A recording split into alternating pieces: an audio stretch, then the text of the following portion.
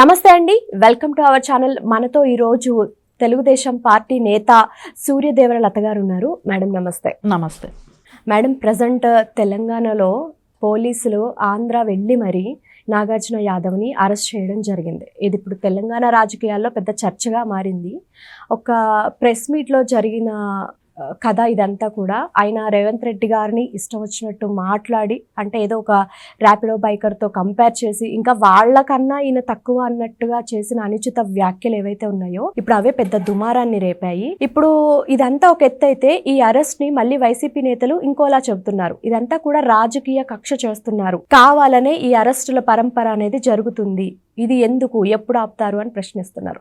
దీని మీద మీ విశ్లేషణ చెప్పండి. అంటే మనం చూస్తూనే ఉన్నాం గతంలో నుంచి కూడా కానివ్వండి, ఎప్పుడైతే ఇదంతా సంస్కృతి మీడియా మూకంగా కూర్చోవటం, నోటుకొచ్చిన బూతులు మాట్లాడటం, ఈ సంస్కృతిని ఎంకరేజ్ చేసిందే కేసీఆర్ గారు. అంటే ఒక రాజకీయ నాయన్ని బొందలో పెడతా, తొక్కి పాతాలని తొక్కేస్తా, వాడిని చంపేసేయాలి, కొట్టేసేయాలి, ఇక్కడ నుంచి తరిమేయాలి, ఇట్లాంటివన్నీ మాట్లాడింది కేసీఆర్ గారు. ఎప్పుడైతే పార్టీ పెట్టారో అప్పటి నుంచి ఈ బూతులు పర్వం అనేది స్టార్ట్ అయ్యింది. అది వరకు చూస్తే మీకు ఎప్పుడు కూడా ఇట్లా బూతులు మాట్లాడుకునే వాళ్ళు లేదు. అది పోను ఇంకా పెరిగిపోయింది. ఆంధ్ర తెలంగాణ రెండు చోట్ల కూడా విపరీతమైన ధోరణి. అరే కేసీఆర్ గారు మాట్లాడితే ఏమీ అనట్లేదు, మనం మాట్లాడితే తప్పేంటి అనే స్థాయికి వెళ్ళిపోయారు. ఇన్ఫాక్ట్ మేడం, ఇప్పుడు తెలంగాణ అంటే బూతులు మాట్లాడతారు అన్నట్టుగా పడిపోయింది. అసలు తెలంగాణలో అది మా లాంగ్వేజ్ బాయ్ అంటారు. అంటే లాంగ్వేజ్లో కూడా సరే ఏదైనా మర్యాద గారు అనకపోవచ్చు, మామూలుగా మాట్లాడినా దానిలో తప్పు అనిపించదు. ఎందుకంటే గారు అని పెట్టాలని అంటే ఆంధ్ర వాళ్ళు పెడతారని చెప్పేసి మాట్లాడతారు. దానిలో ఈ రోజున మనం చూస్తే మీడియా ముఖంగా మాట్లాడే భాష అంతా కూడా తెలంగాణ అని ఆంధ్ర అని కాదు, తెలుగు మాట్లాడతారు. అది మనం మీడియా భాష వచ్చి తెలుగు అని అనుకుంటాము. సరే, అంటే ఒక్కొక్క జిల్లాకి ఒక్కొక్క యాస అనేది ఉంటది. ప్రతి జిల్లాకి కూడా యాస అనేది ఉంటది. వాళ్ళ పద్ధతులు డిఫరెంట్ ఉంటది, మారిపోతుంది. ఒక రెండు జిల్లాలకు కలిపి ఒక యాస వచ్చేసింది. అలాంటిది మీరు ఈ రోజున ఇట్లా ఇదంటే ఒక తెలంగాణ వాదాన్ని అని చెప్పి రెచ్చగొడుతున్నాడు అని అంటే కేసీఆర్ గారే. మొన్నటి వరకు చూస్తే మనం ఒక ప్రొఫెసర్ నాగేశ్వరరావు గారి విషయంలో తీసుకుంటే, అంటే ఆంధ్ర వాళ్ళని ఇక్కడ కూర్చొని మాట్లాడచ్చు, ఆంధ్ర సీఎం గురించి, వాళ్ళ ఇంటర్నల్ రాజకీయాల గురించి, అంటే మూడు పార్టీలు ప్రధాన పార్టీల గురించి ఈయన డిస్కషన్ పెట్టి ఈయనకి ఏదో కరెక్ట్ మెసేజ్ తెలుసు అన్నట్టు మాట్లాడారు. దానికి సారీ చెప్పడం అయిపోయింది, అవన్నీ అయిపోయినాయి. సరే, దాని తర్వాత రౌండ్ టేబుల్ పెట్టి బూతులు పర్వం స్టార్ట్ చేశారు. ఆ రోజున ఎవ్వరూ ఖండించలేదు. ఆంధ్ర వాళ్ళు ఇలా మాట్లాడతారా, ఆంధ్ర పోలీసులు వచ్చి పట్టుకెళ్తారా అని మాట్లాడారు. ప్రొఫెసర్ నాగేశ్వరరావు గారి మీద అరెస్టుకి పోలీసులు ఎవరు కూడా రాలేదు ఇక్కడికి తెలంగాణకి. కానీ ఆంధ్ర పోలీసులు వచ్చేసి పట్టుకెళ్తారా అని చెప్పేసి వీళ్ళు అరెస్ట్ అయితే బాగుండనే ఫీలింగ్లో ఉన్నాడేమో, ఇంకా మైలేజ్ పెరుగుతుంది అని అనుకున్నట్టున్నాడు.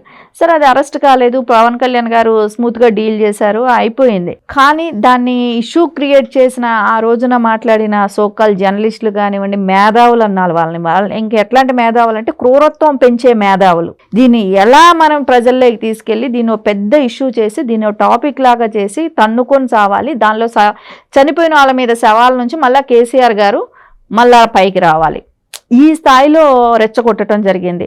మీరు చూడండి, ఇద్దరికి కలిపి ఇది వైసీపీ అక్కడ, ఇక్కడ బీఆర్ఎస్ పార్టీ, ఇద్దరికి కలిపి ఒకే సోషల్ మీడియాలో ఒకే ఆఫీసుల నుంచే నడుస్తున్నాయి వర్కులన్నీ కూడా. అంటే ఏ స్థాయిలో వాళ్ళు రెండు రాష్ట్రాల్లో కూడా మేనేజ్ చేస్తున్నారు. అంటే ఈ రోజున మీరు ఇక్కడ తెలంగాణలో సీఎం గారిని తిడితే ఒకళ్ళు స్పందించారా? ఈ సోకాళ్ళు మేధావులంతా కూడా ఎవరైనా స్పందించి మాట్లాడారా? అంటే ఎక్కడికి వెళ్తున్నారు, అంటే ఎవరి కోసం పనిచేస్తున్నారు, అది అర్థమైపోయింది ఈ రోజున ప్రజలకందరికీ. అరే, మన రాష్ట్ర ముఖ్యమంత్రి తెలంగాణకి ఇప్పుడు మేము వేరే పార్టీ, తెలుగుదేశం పార్టీ, కానీ ఎక్కడ ఏది బూతు మాట్లాడినా తప్పని చెప్తున్నాం. సరే, రేవంత్ రెడ్డి గారు ఒక సీఎంగా ఉన్నారు తెలంగాణకి. మన తెలంగాణ సీఎంని బూతులు పక్క రాష్ట్రం వాళ్ళు వెళ్ళి మాట్లాడుతున్నారంటే వాళ్ళ ఛానల్లో మాట్లాడుతున్నారు. అది కూడా ఎవరి ఛానల్? కేసీఆర్ గారి దోస్తు ఛానల్ అది. ఆ ఛానల్లో కూర్చొని పచ్చి బూతులు మాట్లాడుతుంటే వాడు వీడు అని మాట్లాడటం, స్విగ్గీ బాయ్ అని ఈ రేంజ్లో బూతులు మాట్లాడుతుంటే, అంటే వాడు వీడు అనే స్థాయిలో వీళ్ళు ఉన్నారా? ఆ నాగార్జున యాదవ్ అనే వ్యక్తి గతంలో కూడా కులం చూడం, మతం చూడం, ఎవరు అడ్డొస్తే రప్ప అని మాట్లాడిన వ్యక్తి. అలాంటి వ్యక్తి మళ్ళా ఈ రోజున ఈ ప్రెస్ మీట్లలో ఈ డిబేట్, అది అవును, డిబేట్లో మాట్లాడారు, సాక్షి డిబేట్లో. సో ఇలాంటి వ్యాఖ్యలు మాట్లాడితే పోలీసులు ఎందుకు ఊరుకుండాలి? తెలంగాణ పోలీసులకి అంటే సీఎం గారి ఇజ్జత్ కాపాడాల్సిన బాధ్యత తెలంగాణ పోలీస్ డిపార్ట్మెంట్ మీద కూడా ఉంటుంది.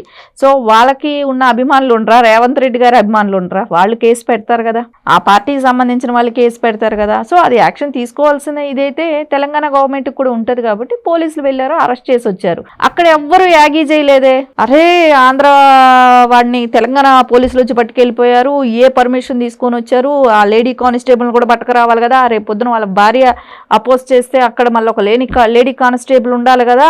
ఈ స్థాయిలో ఎక్కడా జరగలేదే. తీసుకోవచ్చు, చట్టం ఎట్లా ఉంటే అలా జరుగుతుంది. ఏంటి ఇక్కడ కాదు, అండమాన్లో దాక్కున్నా తీసుకొచ్చుకుంటారు.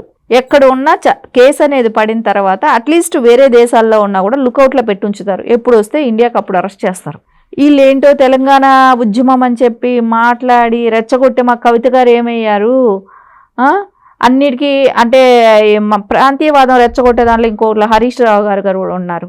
ఆయన ఏమయ్యాడు అంటే తెలంగాణ సీఎంను మాట్లాడితే అంటే మీరు ఇక్కడ మనం ఏదైనా తెలంగాణలో ప్రాబ్లం వస్తే రాజకీయ పార్టీలుగా ఒకళ్ళకొకళ్ళు విభేదించుకోవటం అవన్నీ వేరే విషయం, విభేదించుకుంటాం.